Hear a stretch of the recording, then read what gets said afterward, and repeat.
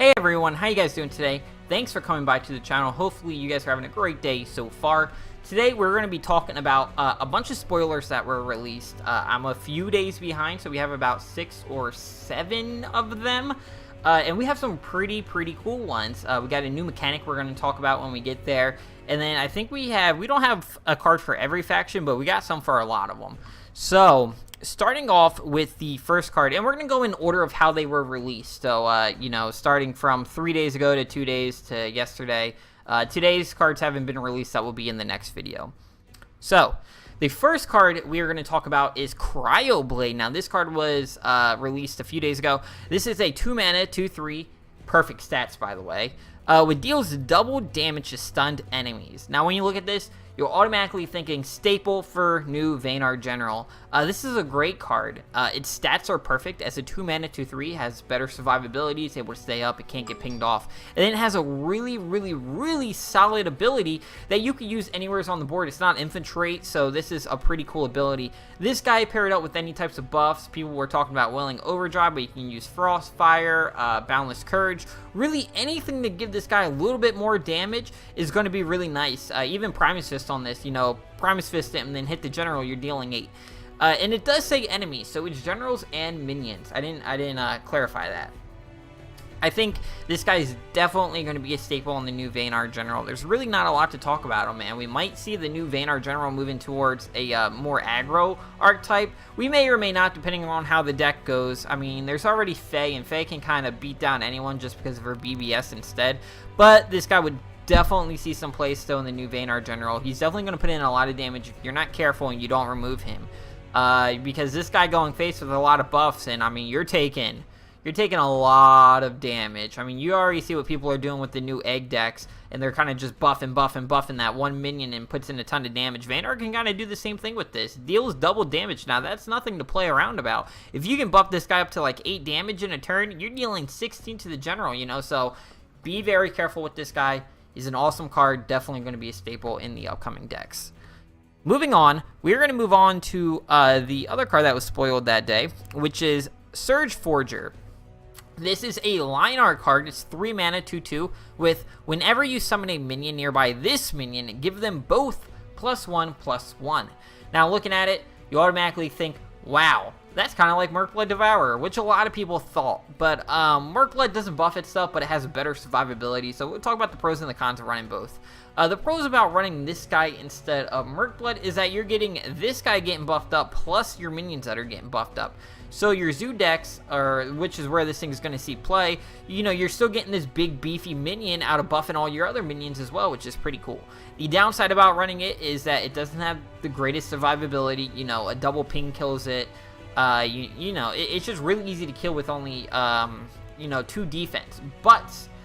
But if you can play this into another minion turn 1, like a slow, or play Xerix turn 1, you're going to buff this thing into a 3/3, which automatically makes it harder to remove. Now, running Mercblood Devourer instead, I mean, you could run both if you really wanted to. But if you ran Mercblood instead, Mercblood does have a little bit more survivability early game. It is a 2/4, but it doesn't buff itself. You kind of got to keep it in the back line. This guy you kind of do for a little bit for 2 minions, and then once it's a 4/4, you can kind of start putting in damage on him. So I think this guy's definitely going to see play.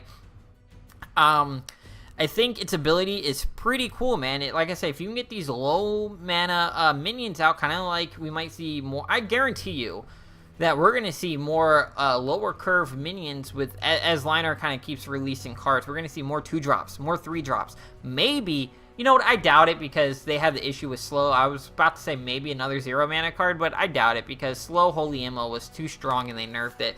I guarantee you we'll probably see more 1-drops, more 2s, and more 3s with this new expansion coming out. I mean, Lionel already has a really good amount of low drop minions and pretty good ones at that, with Windblade add-ups and Lions and stuff. They have some pretty good stuff.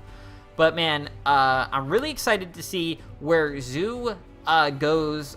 Zoo Swarm, however you guys want to call it. It's going to be super fun to play. It hasn't really been an archetype in the past. I mean, we've seen it here and there, but we've seen more recently we've seen more Tempo and Titan. Titan's actually been if you're running into Lionar, there's an 80% chance you're running Titan. That's me making up this statistics in my head. Almost said it wrong. But there's more or less a chance you're going to be playing against Titan. Lastly, this guy paired with the new General Broom is going to be pretty awesome, man. Being able to place this guy down and then BBSing kind of next to this guy is going to be really, really, really nice. That way you're getting a 2-3 provoke instead of a 1-2, so the General can't one-hit it, and it's going to survive just a little bit longer. So yeah, man, I think this card's going to see play, but that's if Zoo Linar actually becomes a good archetype. Like, right now, I'm trying it, man. I'm trying Auroras. I'm trying all, you know, every kind of weird Zoo card that they've tried to make so far, I've been trying it. And right now, it's just kind of hard. And it kind of dies to a lot of the decks that are out nowadays. Plus, there's a lot of removal in the meta. There's a lot of AoE. You know, Plasma Storm shuts it down. Unless you can get them buffed over 3 attack. You know, Frostburn, same thing. Unless you can buff them over, like, 3 health somehow, it's kind of hard. So, yeah, man. This card's going to be super fun to play. Let's keep moving on, though. Our next card is a Songguy card. Now, this is Second Sword Tsurugi, I think it's called. He's a 7-mana, 4/7 legendary Songguy minion with your spells cost 2 less. Pretty simple card. Granted, I'm not the best Songguy player. I think this card's definitely still going to see some play. You know, being able to play your cards a little bit cheaper, it's kind of like a nerfed Ghost Surf'em, I kind of want to say it's kind of like. But being able to play your spells 2 cheaper is pretty cool. You can combo decks with, 8 gates decks and stuff like that. Some people were saying Mantra, but I don't think so. And the reason is because Mantra, you really want to depend on a lot more spells, and its minion list is pretty, like, it's set. You're running 3 Abjundicators and 3 the rock guys, who I can't ever say their name, the 2/3s that give you a boulder, and that's really it. You don't want to cut a lot in that deck because you want to combo off with these spells. So this guy's a little bit too late for that deck. Plus, you kind of run you might want to run, higher end spells or something like that. But I could be wrong, and we could see it in that deck anyway. A lot of people were saying how we might see some Storm Cage memes with this guy, and you know what? I'd be super excited to see Storm Cage memes with this. Granted, Storm Cage is another 7-drop as well, so you could run like 2 of these and 2 of those, and I think running like 4 7-drops is okay. You just have to have a lot of control in the early game, and you know what? We'll see where it goes. Storm Cage has never been a thing, and you know what? It'd be kind of fun to see some play. 'Cause in my 2 years of playing Duelyst, I don't think I've ever seen it played except maybe like once in Gauntlet. Ladder though, never. I don't think I've ever seen it. And then lastly, this paired with Geomancer is gonna be nice, because as you guys notice, it says your spells cost 2 less, not your non-bloodborne spells, or however they say it, because Duelyst likes to say things different everywhere. So you can play your bloodborne spells 2 mana cheaper, which means you're playing free Phoenix Fires from your BBS if you already played a Geomancer. So maybe more in a mid-range aggro list, or more like a mid-range list, I would say. Not aggro, but more like a mid-range list. Songguy, this card might see some play. I mean, it's definitely going to see play, but it's just trying to find that home where it's going to fit the best. And I think anything paired with Geomancer is just going to be amazing with this card. This is an awesome card. I think its stats are very fair. It's not unfair like Ghost, where it's an 8/9. You can play free spells. That card deserves a nerf. But I like this card. I think it's fair. Definitely going to see some play. Alright, now we're going to be moving on. Now, before we hop into these last 3 cards we have to talk about, I think it's 3. 1, 2, 3, yeah. Before we move on to this last 3 cards we're going to talk about, I actually want to talk about the new mechanic, which is what these cards have. This new mechanic is called Build, and what it is here, I'm actually going to pull up the card so you guys kind of know what I'm talking about. This is one of the new cards. It has build 3. So how a build works is you play this guy on 2 mana, right? You play him out. He's not a 10/10. He comes in as a 0/10. Anything with build comes in as a 0/10 structure. It cannot move, okay? The structure cannot be dispelled, so you cannot dispel it from transforming, kind of like Sentinels. But you can remove it. You can hit them. And how build works is, so this guy has build 3. So you play him on turn, your first turn, right, because you have 2 mana. Next turn, he goes to build 2, and then he goes to build 1, and then build 0. When he hits that 0, he transforms on that turn. And on that turn, he is active to attack, and then, he might have abilities that trigger or whatnot, things like that. For him, he's just a 10/10. He's just a vanilla 10/10.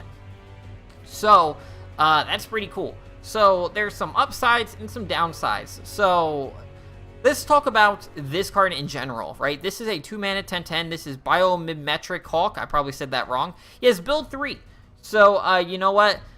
Magmar really doesn't like slow cards. Magmar likes pretty fast cards. There's one archetype that comes to mind when I think of this card, and someone said it in the forums, and then I've seen other people talk about it. This with like Keeper Magmar decks is going to be pretty fun because you're able to play, and if your opponent removes it, you can bring it back later in the game. I'm not sure if it comes back as the structure or the 10/10. May I also add, I forgot to mention it, things with build, if they get returned to your hand, like if your opponent plays something that's like, oh, return to a hand, like Sandswirl Reader, it comes back as the minion, not the structure. So when you play it again, it starts the build process all over again. So back to this guy. This guy is just going to eat removal, I think. Because your opponent doesn't want to deal with the 10/10. If they let it stick on board, you know, eventually it's going to transform if they don't deal with it. And they can't just dispel it. They can't Chrome Cold it. They're going to have to put effort into killing it. Yes, they still can transform it. So, you know, Vayner still has a lot of removal for this thing. Aspect of Shimzar, aspect of the Fox, things like that. Still transform it. But they can't just dispel it with Chrome Colds, which is awesome. Playing Magmar, this thing might be a pain to play because Magmar typically doesn't like structures, because structures, like, you're going to hurt yourself playing this if you're playing Nat Selects and if you're playing Plasma Storms. So this thing may or may not see play because of that. I think it's a little too slow for Magmar. Magmar likes fast-paced games, and they want to push you in the face with damage, not wait 3 turns to get a 10/10. So yeah, that's really it with this card. Like I said, maybe a keeper deck, but you know what? I kind of want to see where the build mechanic goes. You know, see what the meta turns into to see if this thing is going to be viable or not. Right now, I think everyone's kind of on the same page that, you know what, it's probably a little bit too slow for Magmar. There's some, don't get me wrong, the build archetype is going to be good. I think it's going to be good in certain factions, but Magmar is hard, man. Like I said, Magmar wants to push that damage. There's some better archetypes that you could be doing than just playing a 0/7. And then, or a 0/10, I'm sorry. And then may I also add, when you do play these build minions turn 1, you're not able to ramp into tiles, which is kind of hard. So you kind of, like, if you're playing build decks, I think you have to really build the deck around the buildability. So you got to be really careful.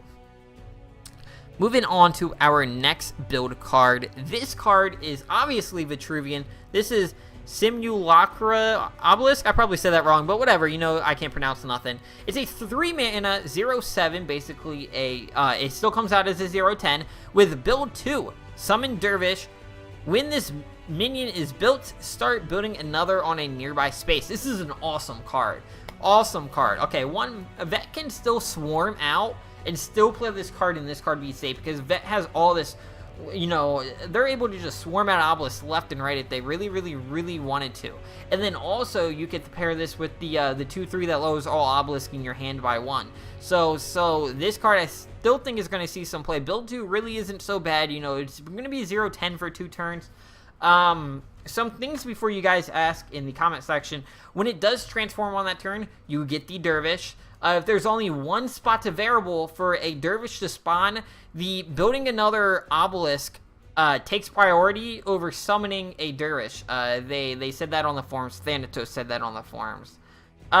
Same thing with this guy. Oops. Same things with this guy. You know, if he's returned to your hand, he comes back out as a 0/10. I think this is going to be pretty fun to play in obelisk decks. You know, obelisk decks do tend to play fast, and just because you're playing this on as a 0/10, and it doesn't really do anything, it doesn't mean it's going to generally die right away. You know, like I said, Vet has a lot of minions they can play. They can play a bunch of packs out. They can play, you know, that 2-mana obelisk, and this thing is still going to, you're either going to have to deal with those threats or deal with this, which is going to be 0/10. And this thing, if you get this thing to go off, oh my god, it's just going to boom, boom, boom, boom, boom, start building obelisk everywhere. So, you know, this is going to be pretty cool. Downside of this, or downside of obelisk in general, which we kind of already talked about, this card in general, because it goes from a 0/10 to a 0/7, it still dies to Plasma Storm, Nat Select, you know, anything, any good removal like that, it's going to die to. But it's a pretty cool card, and we'll see how much play it sees. On the downside of this card, you know, we had an obelisk come out last expansion, which I think died off a little bit, and we don't see it a lot, and that's Trigon obelisk, you know, and Trigon's a really good obelisk, but we don't see it very often. So we got another legendary obelisk, and you know, we'll see what happens. I think it's really hard to judge this build mechanic before anyone plays with it. You know, I want to see how it plays out and see how the games go. Depending on your deck, you might have to play a little slower or a little faster to keep your obelisk safe, so we'll see. Let's keep moving on. Moving on to our next card. This is our last card to talk about. This is a neutral minion. This is Rescuerx. He's a 2-mana, 2/4 with build 2. When this minion is built, restore 5 health to your general. Now, restoring health to your general for a neutral minion is big. Okay, so let's just talk where this thing might see play. Like I said, the build is hard, man. If you're playing this guy turn 1, you're not able to ramp into tiles, which is something to keep in mind. So instead of playing this, you could run like Heralds and just lose out on 2 health and have a 1/4 that can still ramp into tiles. So this thing has some ups and downs, man. Ups and downs. It might see play in mob decks because you're able to just kill it off after it's built. You're able to get that 5 health, and then you're able to get that 4/4, and all you're losing is a 2/4. But you're going to kill a few turns doing that, but restoring 5 health to a general is, like I said, it's still big. That's 5 health. 5 health is no joke. This thing might see play in Zeron decks, you know, maybe some type of Zeron decks, some type of ramp. Zeron doesn't have the greatest 2-drops. I mean, Lionheart has good 2-drops in general, but Zeron herself, like, just healing 2-drops. Besides healing Mystics and Heralds, I mean, what other healing 2-drop is there really? So this might see play there. Like I said, I don't know if I would run this card over Herald because you can't ramp into tiles with it, and it doesn't give you instant heal, and that's kind of what you want when you play.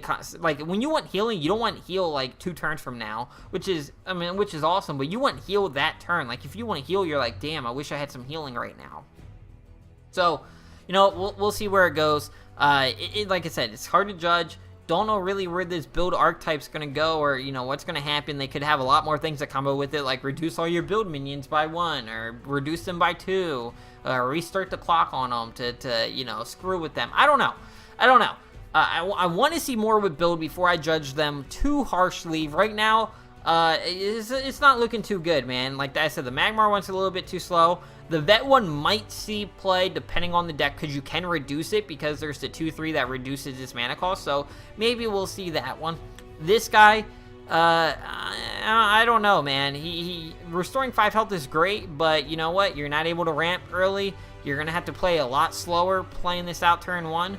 So you got to be careful, and then when it transforms, you only get a 2/4. Granted, you get 5 health, but you're going to lose 5 health in those 2 turns that you could have just played another minion, you know? So we'll see what happens.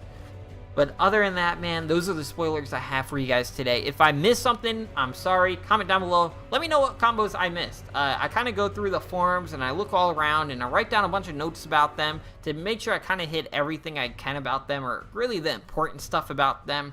If you guys like these videos, make sure you guys like the video. Make sure you guys subscribe if you guys are new. But other than that, I'm your boy Clazo. Hope you guys keep on dueling, and I'll see you guys next time.